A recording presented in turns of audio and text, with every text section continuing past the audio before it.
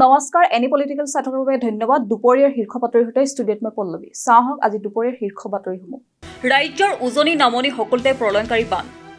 নেৰানেপেৰা বৰষুণৰ বৃদ্ধি, নৈ উপনৈৰ জলপৃষ্ঠ। বিপদসীমাৰ ওপৰেৰে বৈছে ব্ৰহ্মপুত্ৰৰ জলপৃষ্ঠ। চৰকাৰী তথ্য অনুসৰি চলিত বানত অসমত 2200খন গাঁও পানীৰ তলত।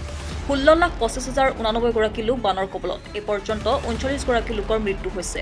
29খন জিলাৰ 2800খন গাঁৱৰ 39,451.51 হেক্টৰ কৃষিভূমি প্লাবিত হৈছে।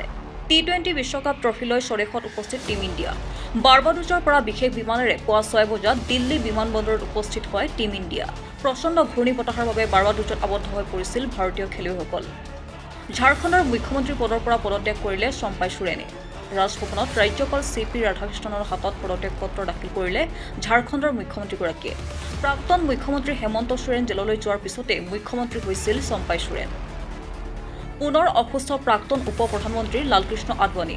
দিল্লীৰ এপলো হাস্পতালত ভৰ্তি বৰ্ষীয়ান নেতাগৰাকী। কিছুদিন পূৰ্বে এইমছত ভৰ্তি কৰোৱা হৈছিল LK আদৱানীক। তাৰ পিছতে অসুস্থ হোৱাত তেওঁ ঘৰলৈ যাবলৈ দিয়া হৈছিল যদিও বুধবাৰে নিশা পুনৰ হাস্পতালত ভৰ্তি কৰোৱাব লগা হয়। বুধবাৰৰ কেবিনেট বৈঠকৰ পিছতে মুখ্যমন্ত্ৰী হিমন্ত বিশ্ব শৰ্মাৰ সংবাদমেলত ৰাজ্যৰ বান পৰিস্থিতিক লৈ কেইবাটাও গুৰুত্বপূৰ্ণ সিদ্ধান্ত গ্ৰহণ। বৃহস্পতিবাৰৰ পৰা বিভিন্ন জিলাত মন্ত্ৰীসকলে 3 দিনলৈ বাহৰ পাতি পৰিদৰ্শন কৰিব বান পৰিস্থিতি।